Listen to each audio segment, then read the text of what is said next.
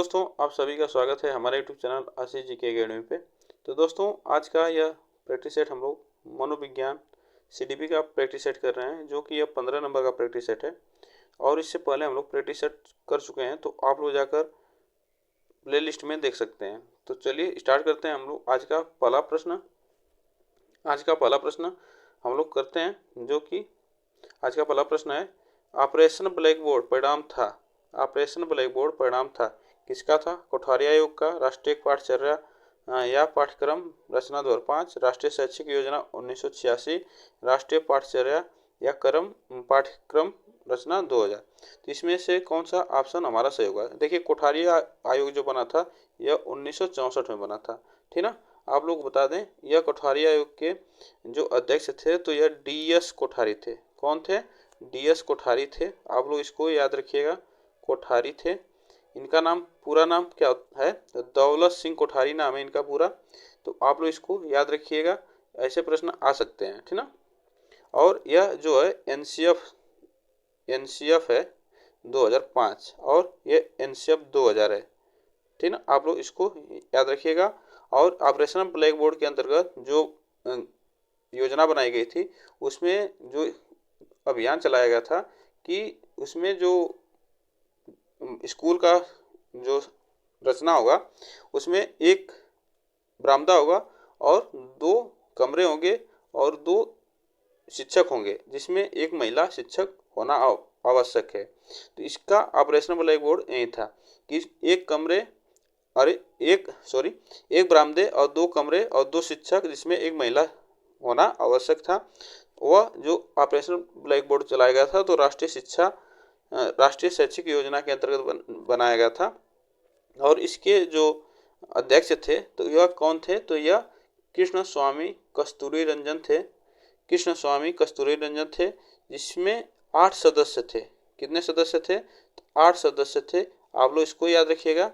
और आपको नाम बता दें, कृष्ण स्वामी कस्तूरी रंजन, कृष्ण स्वामी कस्तूरी रंजन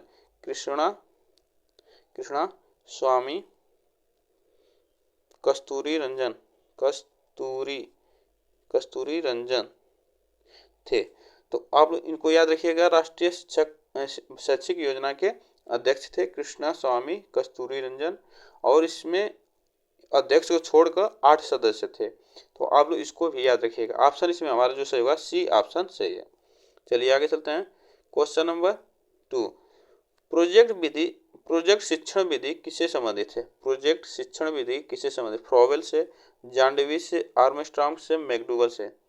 तो प्रोजेक्ट शिक्षण विधि किससे संबंधित है आपको बताना है। इसमें कौन सा ऑप्शन हमारा सही होगा? इसमें कौन सा ऑप्शन हमारा सही होगा? प्रोजेक्ट शिक्षण विधि से संबंधित है। तो यह किसने दिया है प्रोजेक्ट शिक्षण विधि? तो यह दिया है जॉन डेवी ने दिया है। और फ्रोवेल ने कौन सा शिक्षण विधि दिया है? तो यह किंडरगार्टन। आप लोग इसको याद रखिएगा, किंडरगार्टन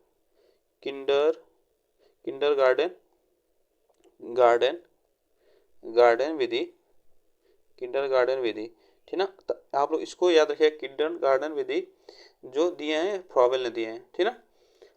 चलिए आगे चलते हैं। और जो प्रोजेक्ट शिक्षण विधि थी, यह इनकी विचारधारा थी, जॉन डेवी की। लेकिन इनको विकसित करने वाला कौन है? तो इसको प्रोजेक्ट विधि को विकसित करने वाले कौन थे? तो किलपैट्रिक थे, जो कि इन्होंने विकसित किया था। किलपैट्रिक ने विकसित किया था। और प्रोजेक्ट विधि जो इनकी विचारधारा थी जॉन डेवी की। तो ऑप्शन इसमें जो हमारा सही होगा, जॉन डेवी सही होगा, ठीक ना। चलिए आगे चलते हैं। क्वेश्चन नंबर 3, जब बालक सीखने के लिए तैयार होता है, तब वह जल्दी प्रभावशाली तरीके से सीखता है। जल्दी तरीके से सीखता है, यहाँ पे सीखता होगा, सॉरी गलती हो गया, सीखता है। यह सिद्धांत प्रतिपादित किया गया है किसके द्वारा? थॉर्नडाइक द्वारा, स्किनर द्वारा, पावलोव द्वारा, कर्ट लेविन द्वारा। आपको यह बताना है। तो इसमें कौन सा ऑप्शन हमारा सही होगा? देखिए, इसमें कौन सा ऑप्शन सही होगा आपको बताना है। तो इसमें हमारा जो ऑप्शन सही होगा, यह थॉर्नडाइक ऑप्शन हमारा सही होगा। ऑप्शन ए इसमें सही होगा। जो थॉर्नडाइक ने 2 नियम बताए हैं, मुख्य नियम और गौड़ नियम। कौन? गौड़ नियम। तो आप लोग इसको याद रखिए, गौड़ नियम, जिसमें गौड़ नियम का प्रभावशाली जो इसमें नियम है, गौड़ नियम में 5 नियम दिए हैं और मुख्य नियम में 3 नियम दिए हैं। तो इसमें जो गौड़ नियम का यह सिद्धांत है, सीखने का नियम है, दिए हैं, इसमें गौड़ नियम का है, तो आप लोग इसको याद रखिएगा। और इसमें जो हमारा पावलोव ने जो सिद्धांत दिए हैं, तो शास्त्रीय अनुबंधन का सिद्धांत दिए हैं, आप लोग जानते होंगे। शास्त्रीय अनुबंधन का सिद्धांत शास्त्रीय अनुबंधन का सिद्धांत दिए हैं। और स्किनर ने कौन सा सिद्धांत दिया है? तो यह क्रिया प्रसूत अनुबंधन का सिद्धांत दिए हैं। क्रिया प्रसूत अनुबंधन क्रिया प्रसूत अनुबंधन का सिद्धांत दिए हैं, तो आप लोग इसको याद रखिएगा। और कोर्ट लेविन ने कौन सा सिद्धांत दिया है? तो कोर्ट लेविन ने दिया है क्षेत्रीय सिद्धांत या क्षेत्रवादी सिद्धांत, यह कोर्ट लेविन ने दिए हैं, आप लोग इसको याद रखिएगा, ठीक ना। चलिए आगे चलते हैं। और जो स्किनर का सिद्धांत है, क्रिया प्रसूत अनुकूलन सिद्धांत, उसे नैमित्तिक अनुकूलन सिद्धांत भी कहा जाता है, ठीक ना। आप लोग इसको याद रखिएगा। इसमें जो ऑप्शन हमारा सही होगा, ये ऑप्शन सही है। चलिए आगे चलते हैं। फ्रोबेल निम्नलिखित में से किस खेल पर प्रमुख बल दिया? फ्रोबेल ने किस खेल पर प्रमुख बल दिए? गेंद का खेल था, ब्लॉक का खेल था, आकृतियों का खेल था, उपरोक्त में से सभी। तो फ्रोबेल ने किस खेल पर प्रमुख बल दिए, या आपको बताना है इसमें से कौन सा ऑप्शन हमारा सही होगा। फ्रोबेल ने किस खेल पर प्रमुख बल दिए थे? तो फ्रोबेल ने आपको बताया है कि किंडरगार्टन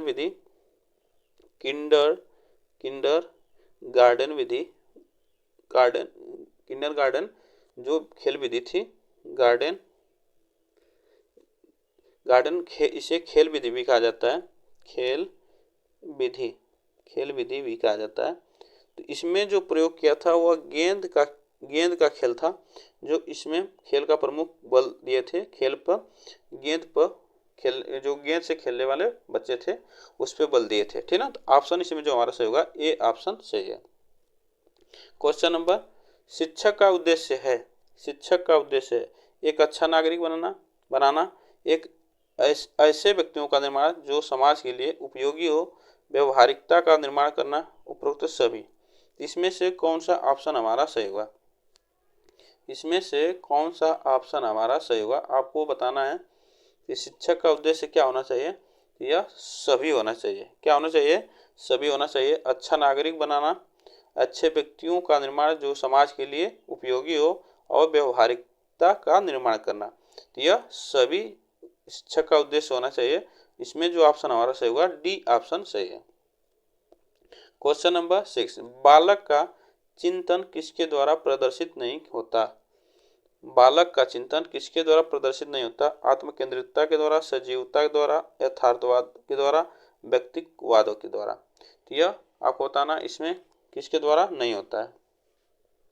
तो यह बालक का चिंतन किसके द्वारा नहीं होता है? तो यह व्यक्तित्वता के द्वारा नहीं होता है।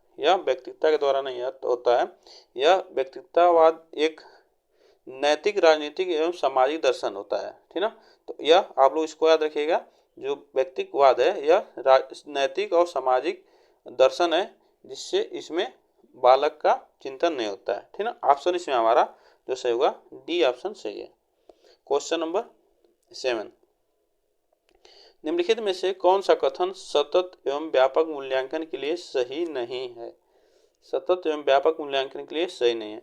एक विद्यालय आधारित मूल्यांकन यह विद्यार्थियों में तनाव को कम करता है। इसमें नंबरों के स्थान पर ग्रेड का प्रयोग होता है, इससे शिक्षकों पर बोझ बढ़ जाता है। तो इसमें कौन सा ऑप्शन नहीं होगा? ना सतत एवं व्यापक मूल्यांकन के सही नहीं है। कौन सा सही नहीं है, यह आपको बताना है। तो देखिए, इसमें जो सही नहीं है, तो शिक्षक पर बोझ बढ़ जाता है, यही ऑप्शन हमारा सही नहीं है, ठीक ना। ऑप्शन इसमें हमारा डी सही है। जो एक विद्यालय आधारित मूल्यांकन होना चाहिए, यह विद्यार्थियों में तनाव को कम करता है। इसमें नंबर के स्थान पर ग्रेड का प्रयोग होता है। इससे सतत एवं व्यापक मूल्यांकन के लिए सही होता है, ठीक ना। तो इसमें जो शिक्षक पर बोझ बढ़ जाता है यह नहीं होता है। चलिए आगे चलते हैं। क्वेश्चन नंबर, शिक्षकों कक्षा में कार्य करना चाहता है। शिक्षकों कक्षा में कार्य करना चाहता है। जो शिक्षक है वह एक शिक्षक यहाँ पे होना चाहिए। एक शिक्षक यहाँ पे शिक्षक का कक्षा में कार्य करना चाहता है। प्रगतिशील भूमि में, प्रभुत्ववादी भूमिका में, प्रजातांत्रिक भूमिका में, प्रभावशाली भूमिका में। तो एक शिक्षक कक्षा में कार्य करना चाहिए। करना चाहिए। तो शिक्षक को कक्षा में कार्य करना चाहिए। कैसा? तो यह प्रजातांत्रिक होना चाहिए। कैसा होना चाहिए? प्रजातांत्रिक होना चाहिए, जिससे बच्चा क्या करता है कि बच्चे प्रजातांत्रिक होगा तो बच्चे में डर की भावना नहीं रहेगी और वह बच्चा क्या कर देगा, शिक्षक से वार्तालाप अच्छा सुचारू रूप से करेगा, ठीक ना। तो इसलिए प्रजातांत्रिक क्लास होनी चाहिए, ठीक ना। आप लोग इसको याद रखिएगा। चलिए आगे चलते हैं। अधिगम का सबसे उपयुक्त कार्य है। अधिगम का सबसे उपयुक्त कार्य है व्यक्तिगत समायोजन, समाज एवं राजनीतिक चेतना, व्यवहार परिवर्तन, स्वयं को रोजगार के लिए तैयार करना। अधिगम का सबसे उपयुक्त कार्य है। आपको बताना है इसमें कौन सा ऑप्शन सही होगा।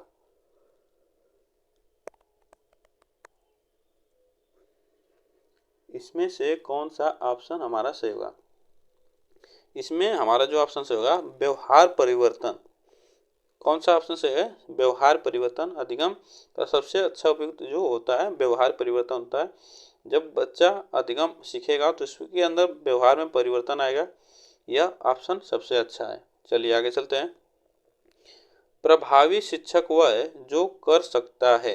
प्रभावी शिक्षक वह है जो कर सकता है। कक्षा पर नियंत्रण, कम समय में अधिक सूचना देना, विद्यार्थियों को सीखने के लिए अभिप्रेरित करना, दंत कार्य को ध्यान पूर्वक जांचना। इसमें कौन सा ऑप्शन सही होगा? प्रभावी शिक्षक वह है जो कर सकता है। इसमें से कौन सा ऑप्शन सही होगा? तो देखिए इसमें जो ऑप्शन हमारा सही होगा तो वह एक शिक्षक क्या है, प्रभावी कर सकता है, विद्यार्थियों को सीखने के लिए मोटिवेट कर सकता है, प्रेरित कर सकता है। तो वह ऑप्शन हमारा कौन सा सही होगा? सी ऑप्शन सही होगा। बच्चों को प्रेरित करना चाहिए, मोटिवेट करना चाहिए कि वह बच्चा अपने करके सीखे और विद्यार्थियों को सीखने के लिए ऐसा करना चाहिए, ठीक ना। चलिए आगे चलते हैं। क्वेश्चन नंबर 11, निम्नलिखित में से कौन सा मानव विकास का सही क्रम है? मानव विकास का सही क्रम है शैशवावस्था, बाल्यावस्था, किशोरावस्था, प्रौढ़ावस्था। और इसमें से कौन सा ऑप्शन सही है आपको बताना है। आप लोग बताइए इसमें से कौन सा ऑप्शन सही होगा। इसमें से कौन सा ऑप्शन सही होगा? तो देखिए इसमें जो हमारा ऑप्शन सही होगा यह बी ऑप्शन सही होगा। कौन सा ऑप्शन सही होगा? बी ऑप्शन सही होगा, जिसमें जन्म से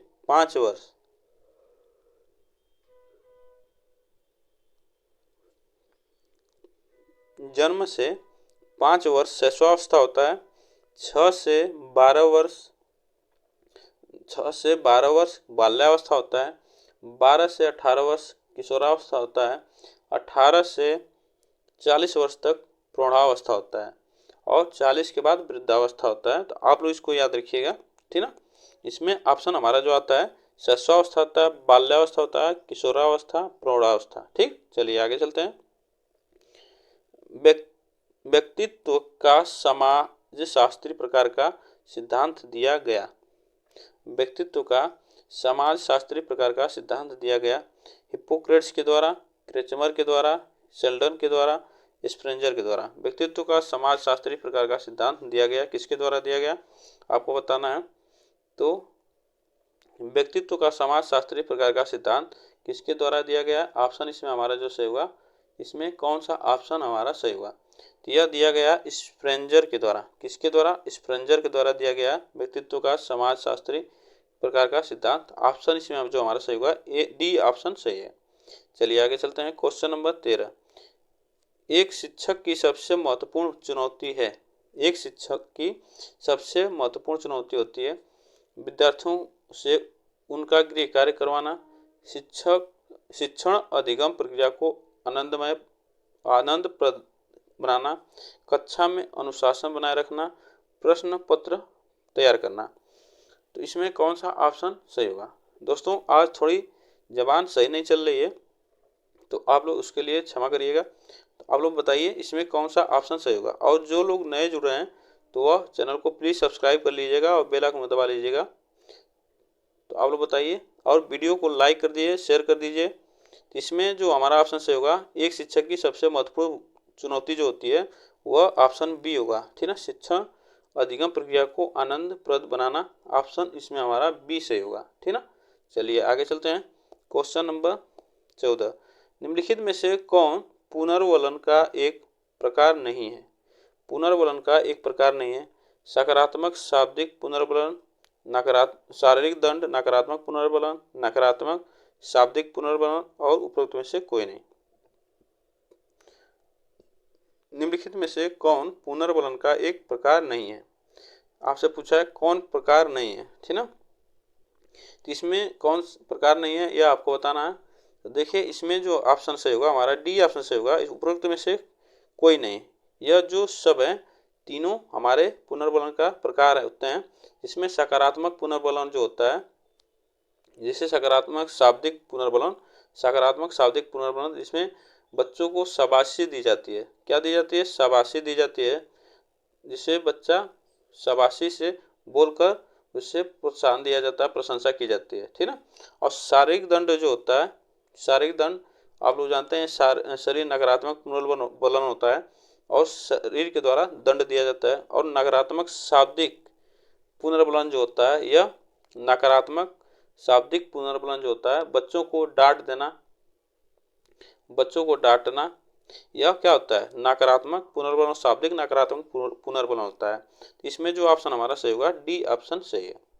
क्वेश्चन नंबर 15, निम्नलिखित में से कौन सा अधिगम का क्षेत्र नहीं है? कौन सा अधिगम का क्षेत्र नहीं है? संज्ञानात्मक, भावात्मक, क्रियात्मक, आध्यात्मिक। अधिगम का क्षेत्र नहीं है यह आपको बताना। इसमें से कौन सा ऑप्शन हमारा सही होगा? तो देखिए इसमें कौन सा ऑप्शन नहीं है यह आपको बताना है। तो इसमें जो हमारा कौन सा सही होगा? तो डी ऑप्शन सही होगा, आध्यात्मिक। आध्यात्मिक यह सामाजिक एवं पारिवारिक परिवेश का क्षेत्र है। सामाजिक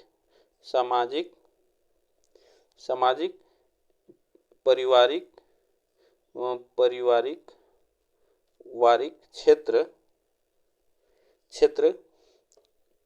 परिवेश का क्षेत्र है। तो आप लोग इसको याद रखिएगा। आध्यात्मिक जो सामाजिक पारिवारिक परिवेश का क्षेत्र है, आप लोग इसको याद रखिएगा। और जो अधिगम का क्षेत्र है वह संज्ञानात्मक है, भावात्मक है, क्रियात्मक है, ठीक ना। जो इसमें ऑप्शन हमारा सही होगा डी ऑप्शन सही है। चलिए आगे चलते हैं। क्वेश्चन नंबर 16, जिला प्राथमिक शिक्षा कार्यक्रम किस वर्ष लागू किया गया? जिला प्राथमिक शिक्षा कार्यक्रम किस वर्ष लागू किया गया, जिसे हम लोग DPEP के नाम से भी जानते हैं। DPEP के नाम से भी जानते हैं। जिला प्राथमिक शिक्षा कार्यक्रम किस वर्ष लागू किया गया? 1990 में, 1994 में, 1998 में, 2000 में। तो जिला प्राथमिक शिक्षा कार्यक्रम जो लागू किया गया था तो यह 1994 में किया गया था। ऑप्शन इसमें हमारा जो सही होगा बी ऑप्शन सही है, ठीक ना। चलिए आगे चलते हैं। क्वेश्चन नंबर 17, मानव आवश्यकताओं का पदानुक्रम किसने दिया? मानव आवश्यकताओं का पदानुक्रम किसने दिया? थॉर्नडाइक ने, मैस्लो ने, गिलफोर्ड ने, काफ्का ने। तो मानव आवश्यकताओं का पदानुक्रम किसने दिया यह आपको बताना है। इसमें कौन सा ऑप्शन हमारा सही होगा? तो आप लोग बताइए इसमें से कौन सा ऑप्शन हमारा सही होगा। देखिए अब तब तक हम बता देते हैं। इसमें गिलफोर्ड ने त्रिआयामी सिद्धांत दिया है।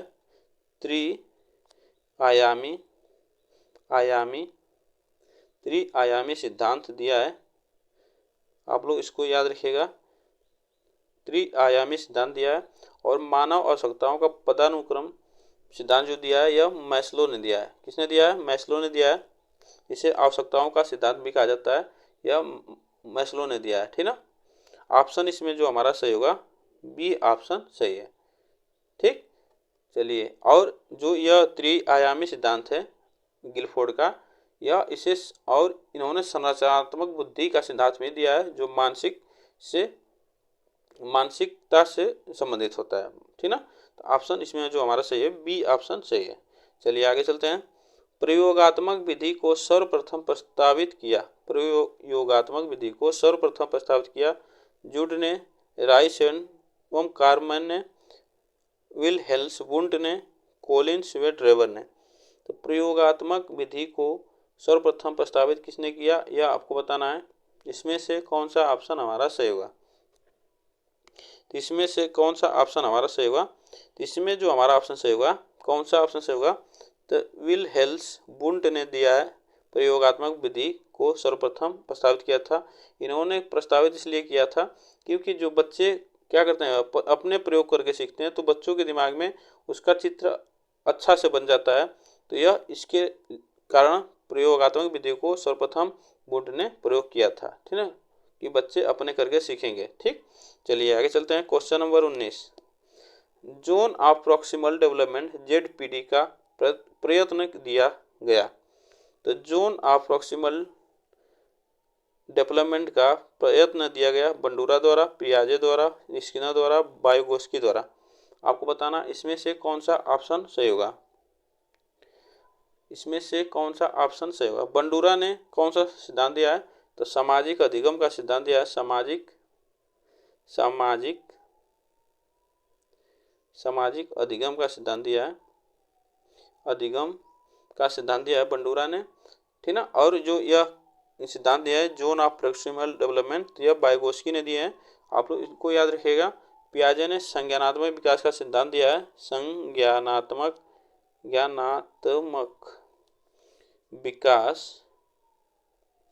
विकास का सिद्धांत दिया है।